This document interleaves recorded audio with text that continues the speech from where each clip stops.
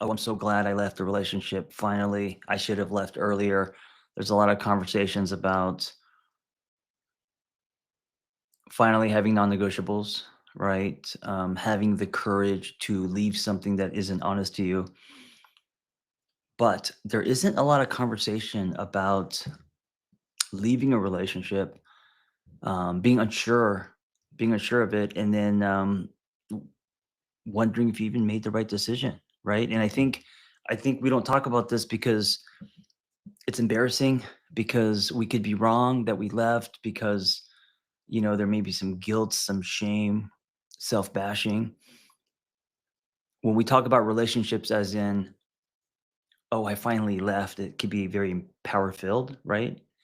Um, if we talk about relationships as, oh, we broke up, I, I don't know if I made the right decision, it feels powerless. And so people don't want to talk about that. And that's why today we're going to talk about it. I'll be honest, I've been in relationships that I've left and wondered if I made the right decision, of course. And I think this is also just like natural. It's a big part of the breakup process, you know? Leaving a relationship can feel like stepping off a cliff. Sometimes it's freedom, and other times it's a free fall. When uncertainty sets in, the key is not to rush back to what's familiar out of fear or loneliness or nostalgia. And we'll get into some of this. But instead, it's about the pause, trusting what felt honest to you. Let the dust settle. And that's not a week. It's not a few days. Also, it doesn't have to be 6 years, right? I think each breakup is different, is unique.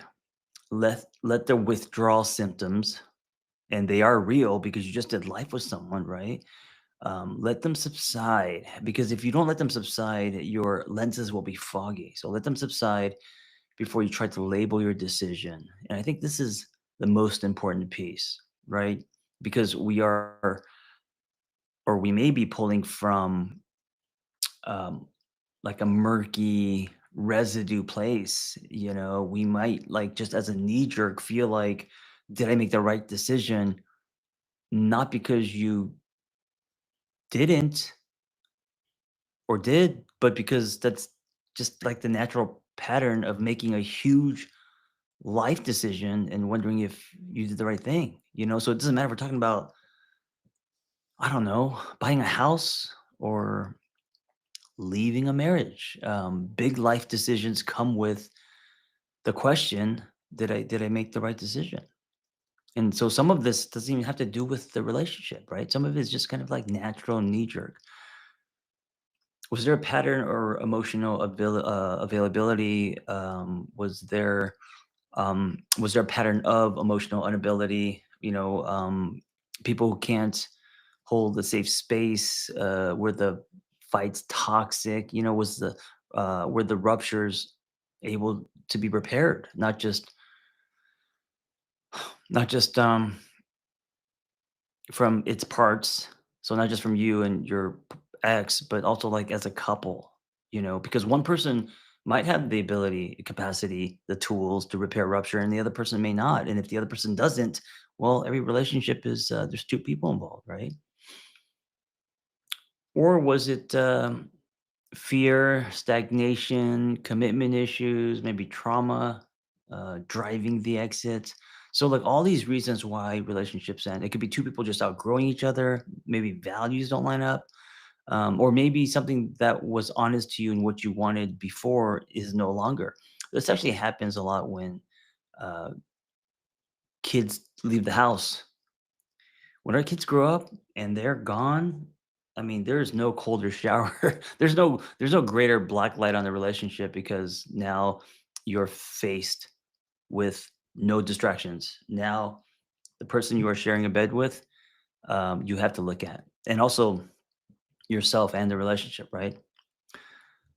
So I want to give you a couple pointers if you are in this space of uh, ending a relationship and then thinking, did I make a mistake?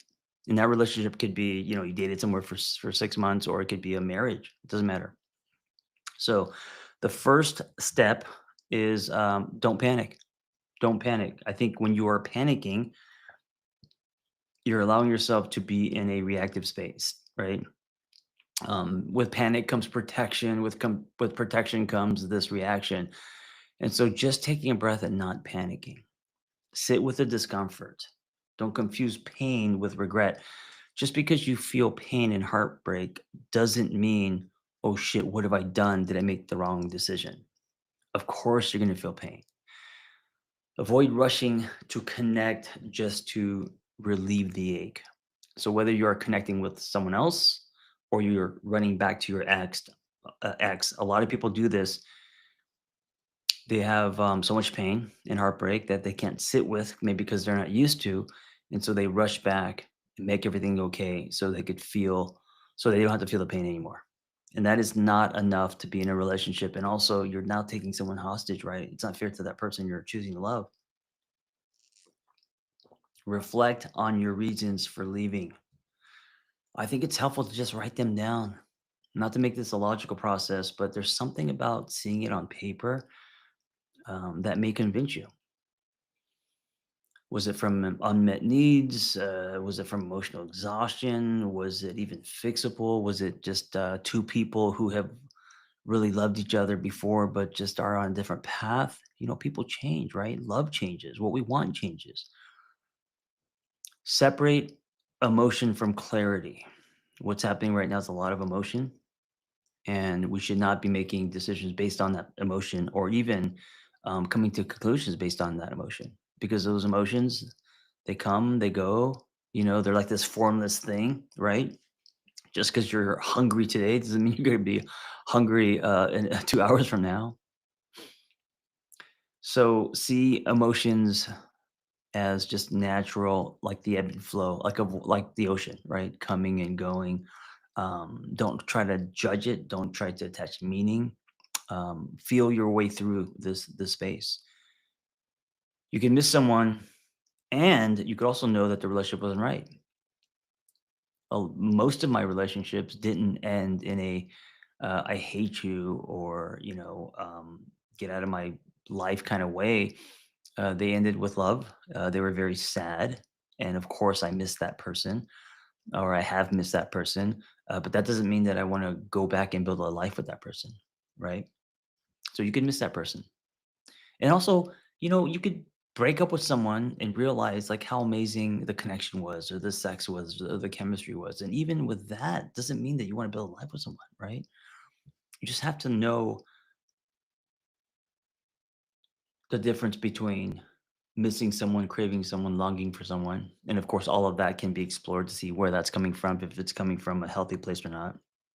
Sometimes it's not. Sometimes we miss someone because they filled our holes, right? They give us something that maybe we should be giving ourselves. The difference between that and knowing that the relationship didn't have legs, knowing that it could only go so far, or it was a ceiling, or you guys are drifting because because you're no longer abandoning self, you know? So if that's the case, like sometimes relationships aren't fixable, even if you want to fix the relationship. If two people are living in a way that's honest to them, and by doing so, that creates drift, well, the breakup is inevitable, you know? Withdrawal is real. Don't mistake it for a sign, right? All right, a few more things. Be honest about your patterns. Do you tend to leave when things get hard? I gotta be honest, I do for sure. Um, I get into relationships fast, and they're always like 3 years or so. But around that 3 years, I usually leave. Um, right now, the relationship I'm in now. My partnership is it's been 7, so I definitely have stayed. But yes, I have that knee jerk to find that exit, sure. Or do you have a pattern of staying too long, hoping they'll change? This is actually very common. People stay because there's potential. People stay because they don't want to be alone, and people stay because um, they're hoping that their partner changes. You know, so track your history. The pattern isn't the problem; it's the unawareness of it, right? We all have patterns. We all have patterns, but it's being aware of the patterns. That's the work. It's not about us not having patterns anymore because we're also going to create new patterns, and some may be healthy and some may not. Grieve what could have been. This is a big one. One of the hardest things about breakups is the secondary loss. When I first got married,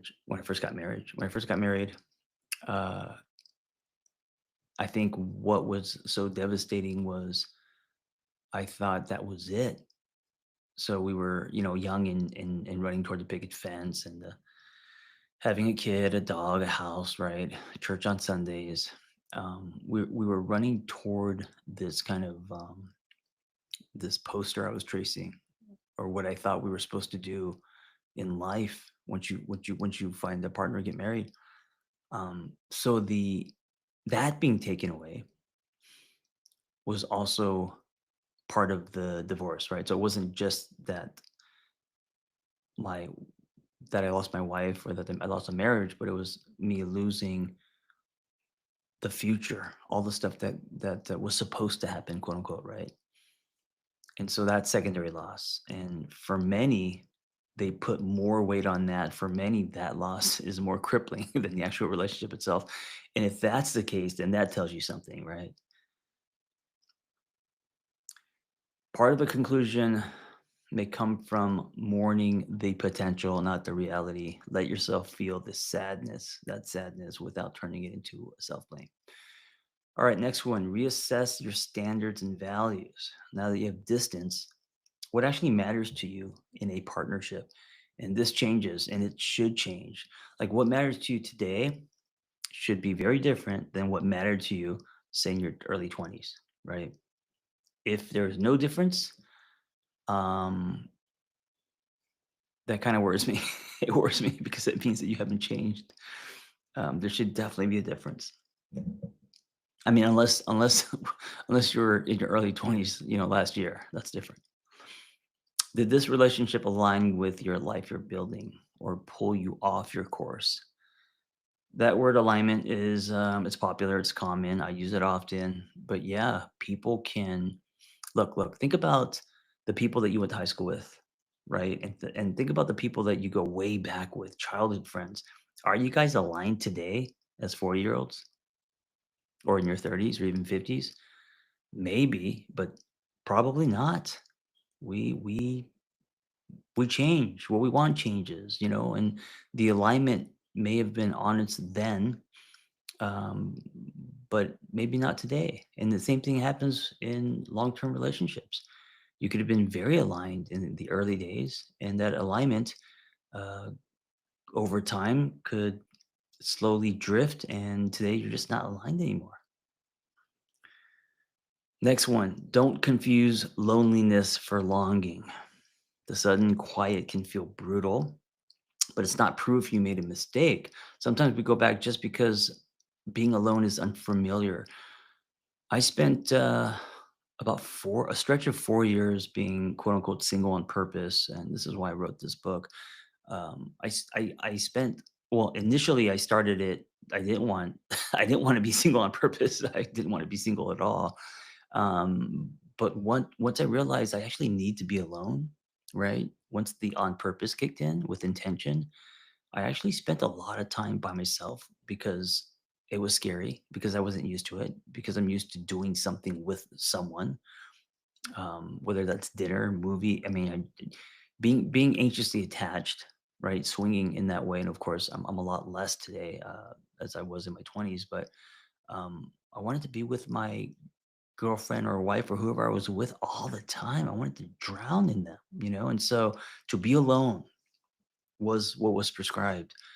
um, that was why buying a motorcycle was nice, because I mean, I guess you could have a passenger, but it's usually like an alone experience, right? So I rode my motorcycle a lot. Took myself out to dinner a lot, like fancy dinners. I was in diners and coffee shops. I just kind of lived that whole like what I call Keanu Reeves on a park bench eating a sandwich. That was me for 4 years, and I really needed that. It was probably one of the things that helped me the most. to create a better relationship with myself and to feel okay just exploring life by myself, you know? And so then when I got into another relationship, what I brought to the table was like this person with a life and who was comfortable with himself, not someone who was grabbing, you know? I was able to hold more instead of grab. Next one, if you're considering reconnecting, you got to do it from a new place. Don't slide back into the same dynamic. Be clear about what you need to change, not what your partner needs to change, because that may never happen. The question I always ask my clients is, what's going to be different this time? What's going to be different? And if the answer is nothing, the way that it's going to play out is going to be the same, right? So if nothing changes, nothing changes. And if nothing's different, chances are the relationship will not be sustainable. Just a reconnection might be fiery, and just the comfort of that person, that body, those experiences may feel amazing. But then what's after that? Well, everything that made the relationship fall apart, it's still there. Next one, get curious, not cruel. Instead of attacking yourself with, did I mess this up? Did I make the right decision? Um, Ask yourself, what is this moment trying to teach me? What's on the other side of all of this? What's on the other side of all of this? Growth often hides in our indecision. Next one, understand that there may not be a clear right or wrong. And this is a kind of a hard pill to swallow because we always want to know, is this right? Is this wrong? I mean, since we're getting letter grades in elementary school, there's a right and wrong, right? With relationships, that sometimes there's no right or wrong.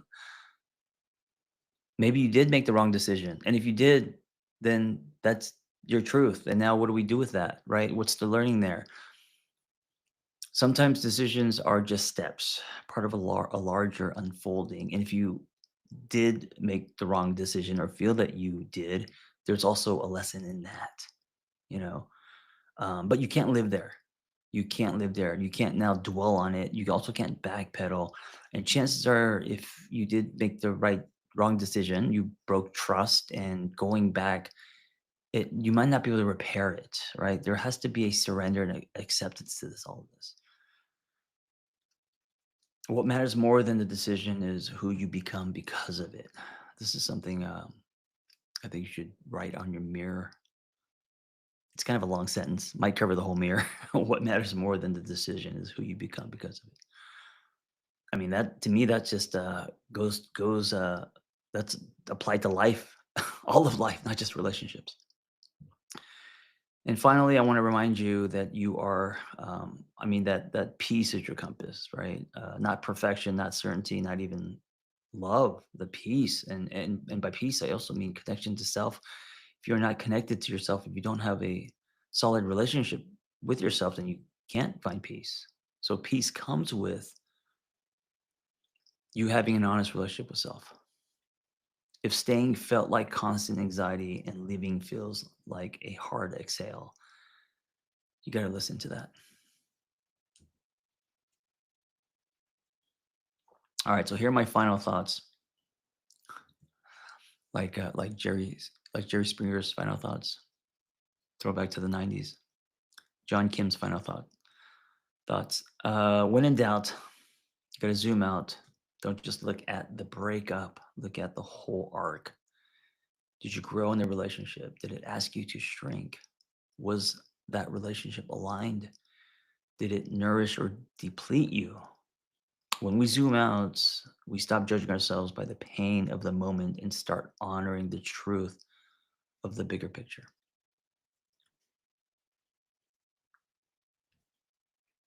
I think what I want you to walk away with the most is being kind to yourself. And if you are asking yourself, did I make the right decision? Know that that's part of it, that's normal. And it's a fair question, right? Don't beat yourself up because you feel that maybe you didn't. Thank you for listening. And a quick reminder, if you are going through a breakup, I have an amazing community in my single on purpose app. And it's like, I don't know, a lunch a month, like 19 bucks a month. And you have access to hundreds of people, like minded people, all trying to connect to themselves first. God, what is wrong with me today? Connect to themselves first. Single on purpose.life. We've got a bunch of coaches and me doing lives and groups. But more importantly, it's about engaging with like minded people who are all working on themselves. Thank you for listening. Be well.